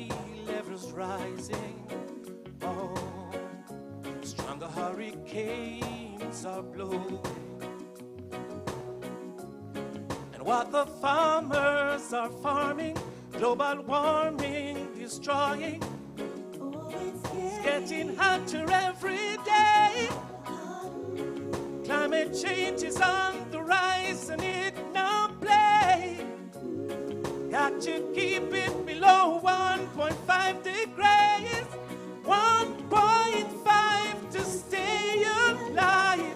That's what we need, we need to survive. Yes. 1.5 to stay alive. Don't let it rise above 1.5, no. Now the silent is sighing, yes. Leaders, tell me what is on your minds. Certain action to be taken for the Caribbean basin. Tell me now, yes. It's getting hotter and hotter every day. Climate change is on the rise and it no play. Got to keep it below 1.5 degrees. 1.5 to stay alive. Don't let it rise, don't let it rise, don't let it rise. Shanty B. No, we all agree, my brother, make we keep it up. Implement the changes that might make it overrun. Stop, pollute the place with them. Matter ways come on now, climate change. We destroy the place, only 1.5 to stay alive. We need 1.5 to stay alive. Fabian. If all things are one underneath the sun, then the kings and sons, we should be the ones to make it rain. Not for the club, but for the earth, make a change. Starting with you, that's how it works. We don't need more greed, we need more trees. We seem lost, I need y'all to see what we all dream. Without the leaders funding, then it's leading to nothing. Clean air and trees is what we need in abundance. 1.5 to stay alive. That's what we need to survive. Yes. 1.5 to stay alive.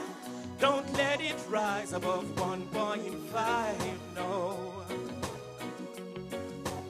1.5 to stay alive. Don't let it rise, don't let it rise, don't let it rise, don't let it rise, don't let it rise, don't let it rise, let it rise, don't let it rise, don't let it 1.5, no. Thank you very much. Jamaican Sammy Jr. is one of the artists from the project. You know, and I'm sure he's going to bring it. Yes. He's going to bring it. Sammy. Blessed dear. Ladies Voices for Climate Change Education. This is how we do it. Blessing. I feel like, yeah, it's much more sturdier. Big up PIOJ. All right, the World Bank, Climate Investment Fund. Big up on yourself. Don't make me look bossy. All right, me I represent, you know. Me no left it. Me no leave it, you know. So me not him talk. All right. Let's go and read him, let me see if the people can sing too. Who knows? I want to know who knows. Oh, la da da. Hey. Who knows? In all this climate change, who knows?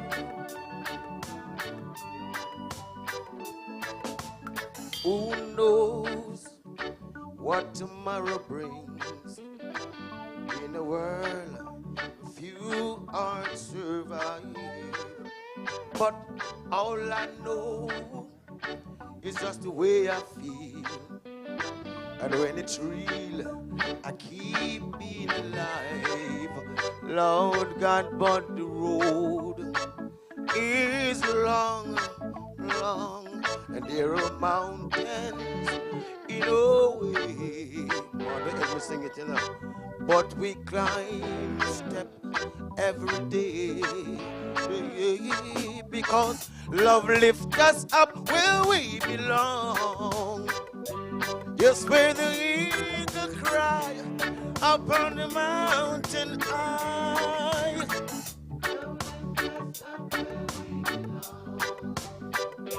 Once from the world below, where the clear wind blows.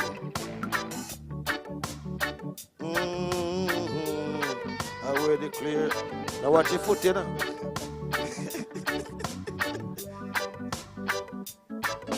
Some hang on. Me said to used to be. Hey, going on my truck, you know, because I'm not get so much time. Going on. Can't take pollution no more. No more. We got to find a cure right now because too much pollution. Me sing, mashing up the environment, and the youth they can't block no reverence in an up pollution. Sing with me, pollution again, mashing up the environment. But it's not a blame game thing. It's not about you pointing your fingers and I say, are you? And are you to the same finger start point for me too, Lord God. But it start from the factory to the consumer. So are you? And are you? So uno can point for me too. But too much pollution. No pollution, you know. Mashing up the environment, and the youth they can't block no reverence in a no pollution. Sing with me now, you know. Pollution. Mashing up the environment, and the bigger it they not block no reverence. Global warming is real as can be. The pattern of nature changing. So nowadays, yes, I get hotter, Lord God. Sea level rising, reefs are dying because ice are melting and cold. So we need some urgency, yes, to save our soul from the pollution. Sing with me now. Pollution. Me sing, mashing up the environment, and the youth, they can't hold no reverence in and up pollution. Sing with me. We sing, mashing up the environment. Come, let us see what we can do to save our life from stop cutting the trees that give we cool breeze and stop landslide. Ease up off of burning fossil fuel, island gasoline, gas and coal. Industrial process and mining, landfill just to name a few, but too much pollution. Sing with me. Too much pollution. Yeah. Mashing up the environment, and the youth they can block. I want you here sing it, you know. Too much pollution. Yeah, mashing up the environment, and the youth they can block. Clean beach, clean community. Keep Jamaica clean. No styrofoam. Turn up your mic a little bit. No plastic on the beach. No. They say keep Jamaica clean. Yeah,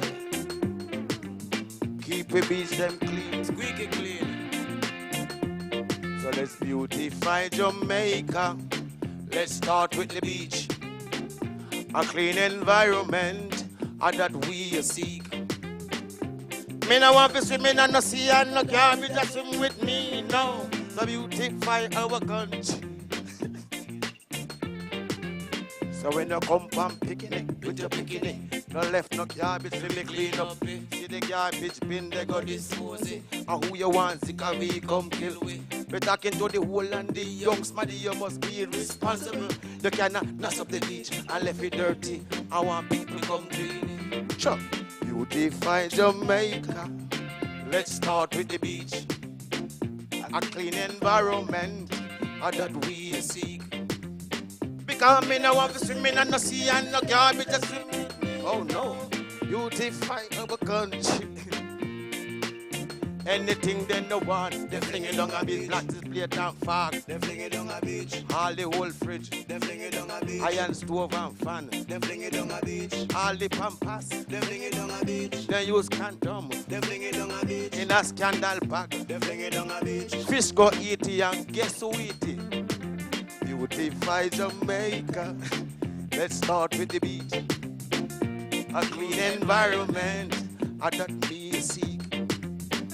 Come in, no one to swim in and no sea and no garbage to swim with me. No, beautify. Listen me now.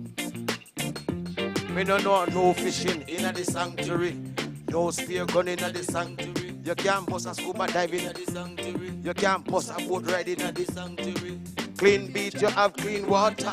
When tourists come, they stay more longer. They might go back with their son and then daughter. Tell people that Jamaica sweet, yeah. Beautify Jamaica. Give me the next rhythm. Hallelujah. I got one piece. Just a little crunch. Fire pump pollution. Water pollution, air pollution. You know the pollution been on my foot more. Just to clean out the hills and valley. Yeah? But now watch your foot, don't watch your foot. Now watch your foot, now watch your coloring foot. Yeah? Now watch your foot, don't watch your foot. Now watch your foot, don't watch your foot. Yeah? Now watch your foot. Cause when the girl say me Kyle and then say me foot, she have a lot, nothing wrong with the foot. Say me foot pretty like a coloring book. I say me foot pretty like a in a bedroom when they start to catch me look. Hey. Ready?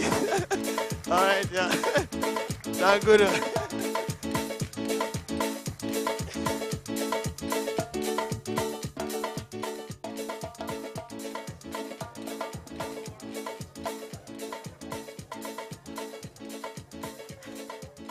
Ladies and gentlemen, don't watch your foot.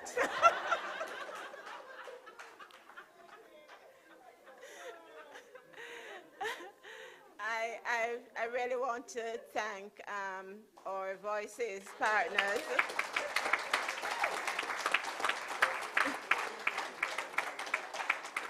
And as I do that, I also have to acknowledge Indy McClimate Lafayette, because Indy has been working with this group for a long, long time, and Indy, we really appreciate what you have done with them and what has been produced. I think they really are a tremendous asset to the country. And yes. She was the coordinator for the workshops. She was the coordinator for the workshops. Thank you very much, Indy. Really want to appreciate that. And as I am saying thanks, Steve Hudson is here, and I didn't realize. Steve, please come forward. Minister, we're going to bother you again. But, I mean, we haven't had you in the PIOJ before. I know that we have. We're going to work you. So, we really want to acknowledge Steve. And while we're doing that, we may as well acknowledge the PIOJ.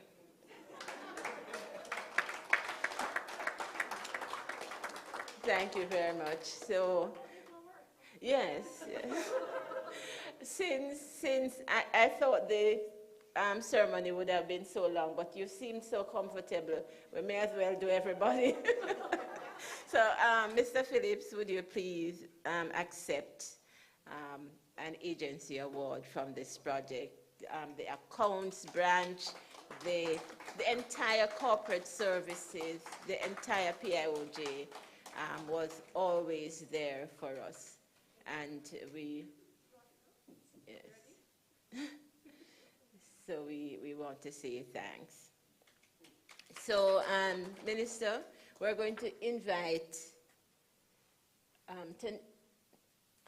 Christina to say thank you to you, because you've worked so hard today. So I mean, don't tell anybody at the Ministry of Finance. We got this money out of the PIOJ savings. So, Minister, thank you so much for not only gracing us with your presence, but for being such a good sport this morning. And we really hope that we will be able to press you into service for the PIOJ more often. Yes, and she said yes. Thank you very much. And so we're also going to say thanks to the World Bank. And again, it's not out of the project resources. It's out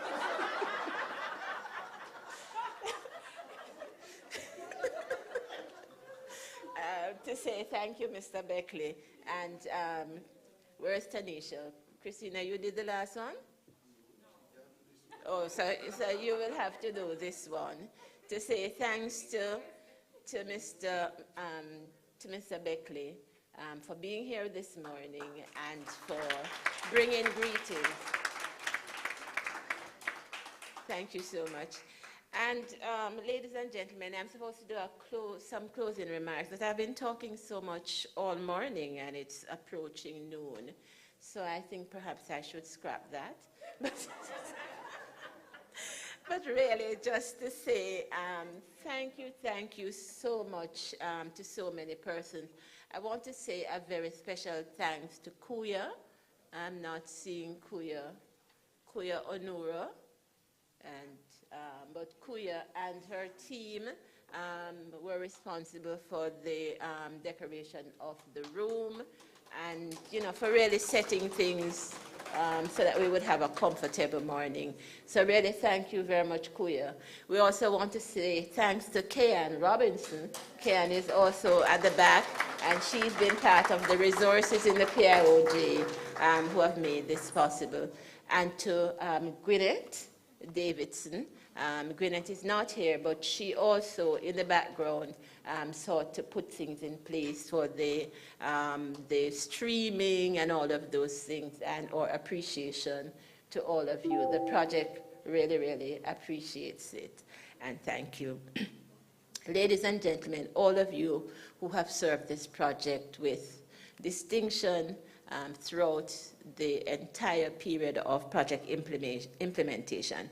We appreciate your efforts, and we know that the work you have done has really helped to take Jamaica that much further towards achieving the objectives we set for ourselves in Outcome 14 of Vision 2030 Jamaica, and also to contribute, particularly for the adaptation component of our nationally determined contribution. We have raised our ambition, and we expect that some of the work that we have done on this project will contribute significantly to our achieving those targets. And we really want to say that we think that the availability of local data have helped us to see some of the issues that impact us more clearly. And as we move forward, we want to be able to use those data to make more informed, evidence-based decisions. And we're also looking for this project to provide the groundswell for us to leverage additional resources, to expand the network, to continue to modernize the network, and importantly, to build the technical capacity of our people, because we are a climate-sensitive society. And if we are well informed, we'll be able to make better decisions to help ourselves. Ladies and gentlemen, with that, I'm going to invite you to sup with us as we continue to celebrate this really important project. Thank you very much.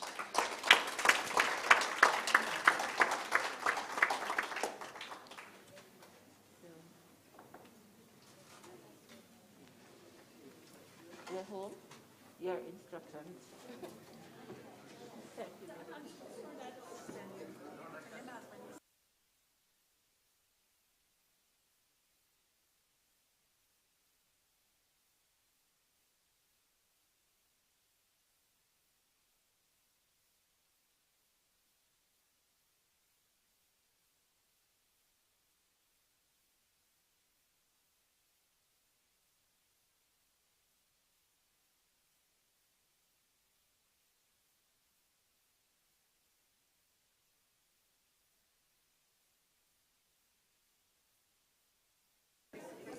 They killed it? Okay. I'm asking you not to leave immediately after the coffee break because Lehome wants to talk with us a little bit more. So we will go into a little bit more detail because we want your recommendations.